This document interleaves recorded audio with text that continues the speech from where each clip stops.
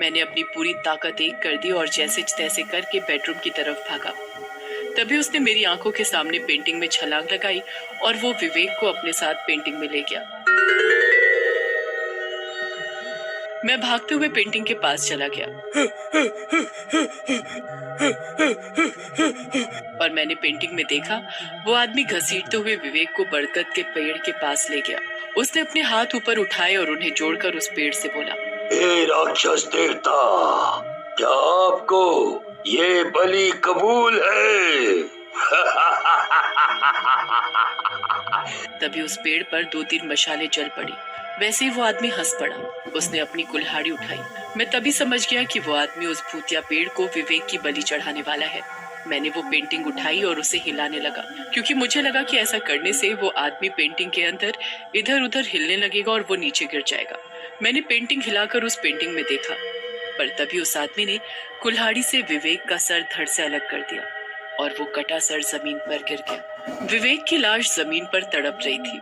उसने मेरी आंखों के सामने विवेक का सर काटकर उसे मार डाला, पर मैं देखने के सिवा कुछ भी नहीं कर सका। मैं रोते हुए पेंटिंग में देख ही रहा था कि तभी उस आदमी ने मेरी तरफ मुड़कर देखा और बोला, मैं आ रहा हूँ। मुझे लगा कि वो आदमी अब तस्वीर के बाहर आ जाएगा।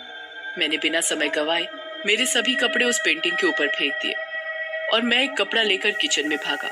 वहां मैंने उस कपड़े को आग लगाई और उसे लेकर मेरे कपड़ों के ढेर पर फेंक दिया।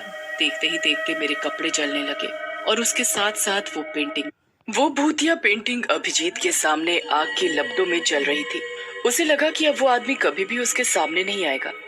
इस बात से उसे सुकून मिल रहा था, पर साथ में उसे अपना दोस्त गंवाने का गम भी हो रहा था। उसे यकीन ही नहीं हो रहा था कि विवेक को उस आदमी ने सिर काटकर मार डाला है। ये सब उस लड़की की वजह से हुआ था जिसने उन्हें वो भूतिया पेंटिंग दी थी। पर वो सोच रहा था कि उस लड़की ने उसके साथ ये सब क्यों किया, क्योंकि उन्होंने तो उसकी मदद करके उसे अपने घर में पनाह दी थी। पर उस एहसान फरामोश लड़की ने उन्हें मौत का तोहफा दिया था। तभी अभिजीत को घर के दरवाजे की कुंडी खुलने की आवाज आई। शायद घर के बाहर खड़ी लड़की ने बाहर से दरवाजा खोला था। अभिजीत को पता चल गया कि वो लड़की घर के अंदर आने वाली है और उसे जिंदा देखकर वो उस पर हमला भी कर सकती है। इसीलिए उसने अपने क्रिकेट बैट उठाया और दरवाजे के पीछे छुप गया। कुछ देर बाद वो लड़की उस कमरे में आई और जलते हुए कपड़ों और पेंटिंग की तरफ देखने लगी। तभी उसे उसके पीछे अभिजीत के होने का एहसास हुआ और उसने अपने पीछे मुड़कर देखा। तभी अभिजीत ने उसके सिर में जोर से बैट मारी। वो लड़की जमीन पर गिर गई। उसने उठने की कोशिश की कि तभी अभिजीत ने फिर से उसके सिर पर बैट दे मारी और उसके बाद वो लड़की बेहोश हो गई। अभिजीत ने उसके सिर की तरफ देखा, पर इतना मारने के बावजूद उस लड़की के सिर से खून का एक बूंद भी नहीं निकला था। ये देखकर उसे थोड़ी सी हैरानी हुई, पर बगैर समय गवाते उसने उस लड़की को रस्सी की मदद से एक कुर्सी से बांध दिया। कुछ ही देर में वो लड़की होश में आई। अभिजीत उसके सामने ही उसके जागने का इंतजार कर रहा था, क्योंकि वो ये जानने के लिए बेताब था कि वो शहर के लड़कों की जान क्यों ले रही है और वो भूतिया पेंटिंग के अंदर का आदमी कौन है और वो आदमी उस बरगद के पेड़ को लड़कों की बलि क्यों चढ़ाता है। बताओ, तुम शहर के लड़कों की जान क्यों ले रही हो? उसने लड़की से पूछा। वैसे वो लड़की हंसी और बोली, सच सुनने की ताकत रखते हो बच्चे। बच्चा? मैं कोई बच्चा ना हूँ और तुम बात को फैलाओ मत। चुपचाप मेरे सवाल का जवाब दो, वरना इस बैट से तुम्हारा सर कुचल दूंगा। अभिजीत ने उस लड़की से कहा,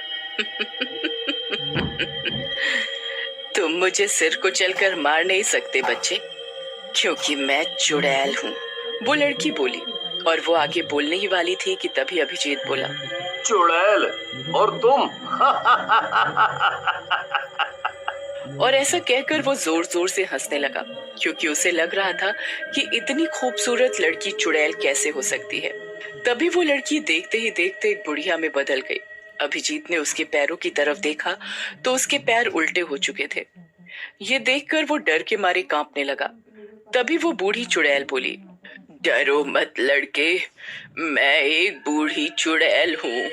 चुड़ैलों की उम्र 500 साल होती है। मेरी उम्र 499 साल 11 महीने और 25 दिन है। मैं अब बूढ़ी हो गई हूँ। दिन ब दिन मेरी शक्तियाँ कमजोर होती जा रही हैं। मैं अपनी जिंदगी के आखिरी दिन गिन रही हूँ। इसीलिए तो मैं तुम्हारे इस लकड़ी के बैट से घायल हो गई, वरना तो एक धारदार तलवार भी मेरा कुछ बिगाड़ नहीं सकती। वो शैतानी बरगद का पेड़ हम चुड़ैलों को नई जिंदगी देता है, पर उसके लिए हमें उसे 100 लड़कों की बलि चढ़ानी पड़ती है। अब तक मैंने 70 लड़कों की बलि चढ़ाई है, और अगर अगले 5 दिनों में मैंने उस बरगद के पेड़ को 30 बलियां नहीं चढ़ाई तो मैं मर जाऊंगी। और वो भूतिया पेंटिंग, उसके बारे में कुछ बताओ। अभिजीत ने उस चुड़ैल से पूछा। वो तस्वीर पृथ्वी लोक और नरक को जोड़ने वाला जरिया है। वो बरगद का पेड़ नरक में है और वो आदमी उस शैतान पेड़ का सेवक है जो उसे हम चुड़ैलों की ओर से बलि चढ़ाता है।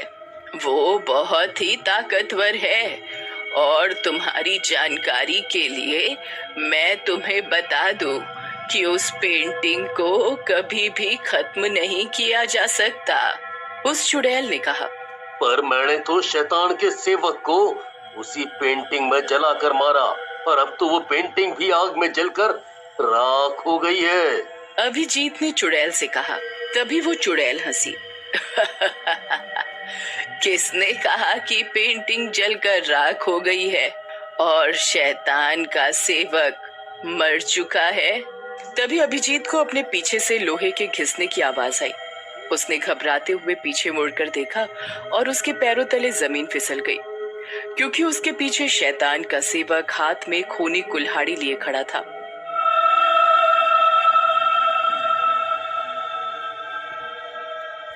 उसके पीछे जमीन पर कपड़ों की राख में पेंटिंग पड़ी हुई थी। इसका मतलब उस राख से वो पेंटिंग फिर से जन्मी थी। वो सेवक अभिजीत को पेंटिंग के अंदर लेकर गया।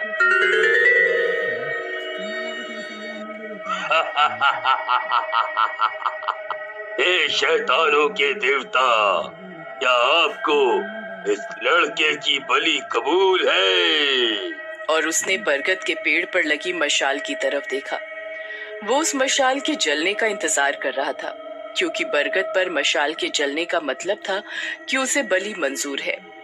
पर उस पेड़ पर की मशाल जली नहीं, इसीलिए उसने अभिजीत को छोड़ दिया।